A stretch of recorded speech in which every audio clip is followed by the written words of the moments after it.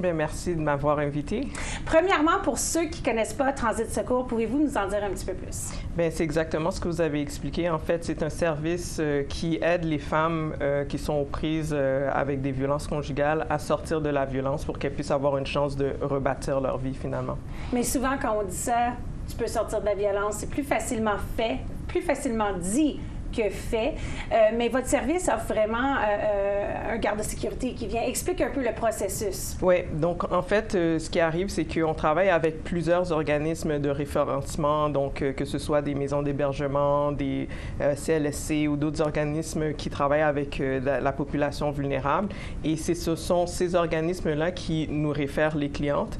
Et ensuite, à partir de ce moment-là, il y a une prise en charge vraiment de la cliente. Donc, on les questionne, on passe des entrevues avec elles pour savoir quelle est leur situation puis comment on peut les aider le plus rapidement possible. À ce moment-là, on met en place toute la logistique pour le déménagement. Donc, on s'assure de savoir si le violent, l'abuseur va être sur le lieu du déménagement, s'il n'est pas là, à quel moment on pourra venir, est-ce qu'il y a des litiges au niveau de la justice, etc. Puis, à ce moment-là, on s'assure avec les services de police et avec aussi des services de sécurité de la façon dont ça va se faire sur les lieux.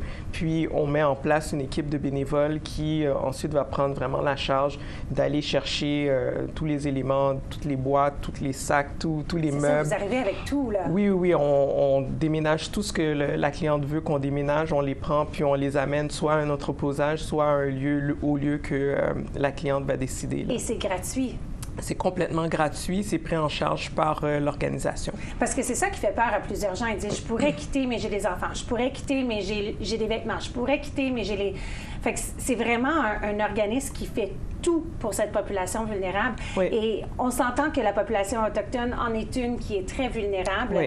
Parle-nous un peu des partenariats que tu peux avoir de ce côté-là et comment que notre population à nous pourrait justement être prise en charge ou être en contact avec Transit Secours. Oui, exactement. Donc, on a eu la chance depuis les débuts de Transit Secours de pouvoir accompagner, en fait, ou travailler avec quelques organismes autochtones qui desservent la population autochtone, notamment Native Women Shelter of Montreal. Donc, c'est un des organismes qui nous réfère le plus présentement de clientes. Cependant, on aimerait avoir plus de clientèle autochtone parce que c'est une clientèle très vulnérable au niveau des violences qui se passent à la maison.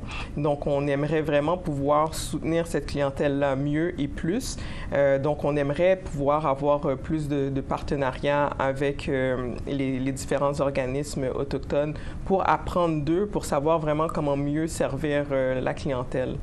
Donc, c'est pas seulement à Montréal, ça peut être à l'extérieur de Montréal aussi. Oui, tout à fait. Si une petite communauté voit ce besoin-là et décide de rentrer en contact avec vous, l'individu ne peut pas rentrer directement en contact avec Transit Secours? C'est que ça doit vraiment passer par un organisme pour toutes sortes de raisons de sécurité, etc.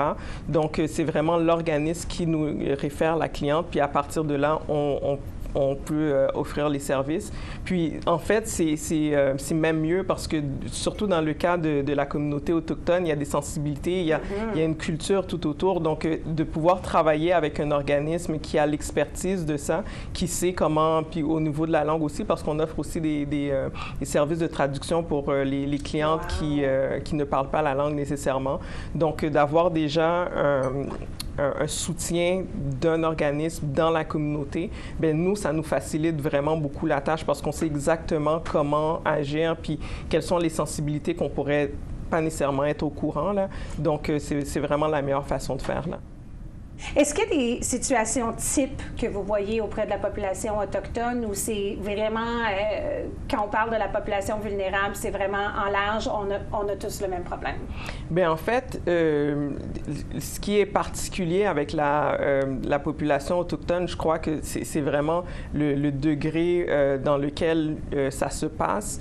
puis aussi l'anonymat autour des violences. Donc, tu sais, je ne vais pas m'élaborer là-dessus parce que je n'ai pas l'expertise, mais sauf que, tu sais, souvent, il y a des crimes qui se passent, il y a des méfaits qui se passent, puis s'ils sont gardés sous silence, qui ne sont pas partagés ou qui ne sont pas nécessairement sus et connus de la population. Puis c'est là aussi que je pense qu'il faudrait faire un effort pour justement lever le voile sur tous les crimes qui sont faits auprès des femmes et des filles autochtones, parce que c'est vraiment énorme, puis je pense que c'est pas assez connu. Mais un service gratuit, l'argent doit venir de quelque part. Est-ce que le financement est un de vos plus gros enjeux? Oui, vraiment, tout à fait. Le financement, c'est toujours un enjeu pour le genre de service qu'on offre parce que, effectivement, tout ce qu'on offre qui est gratuit, il y a quelqu'un quelque part qui doit le payer. Donc, tout ce qui est sécurité, entreposage qui est aussi offert gratuitement, les services d'interprète, on offre même du gardiennage pour les animaux de compagnie. Donc, tous ces services-là sont offerts gratuitement. Puis, on est content de pouvoir le faire grâce au soutien de grands donateurs comme le CN. Puis justement, présentement, on a une campagne de financement qui se termine à la fin du mois de décembre. Puis cette campagne de financement-là, pour chaque dollar qui sera versé, le CN va le doubler. Donc, on invite la population à y participer, à aller sur le site web de Transit Secours, puis à faire un don. N'importe quel montant, ça sera doublé par le CN. Donc, je vous remercie. Donc, que quelques jours qui restent pour pouvoir doubler les fonds, n'importe quel argent que je suis sûre que vous allez avoir, même en 2025, même si ça ne double pas les fonds, sont les bienvenus. Transit Secours et le site web pour pouvoir trouver cette information et aussi pour trouver l'information de comment cet organisme à but non lucratif peut vous aider. Absolument incroyable ce que vous faites. Je vous souhaite longue vie et je trouve que c'est très important que vous soyez dans notre communauté. Donc, merci. Merci beaucoup.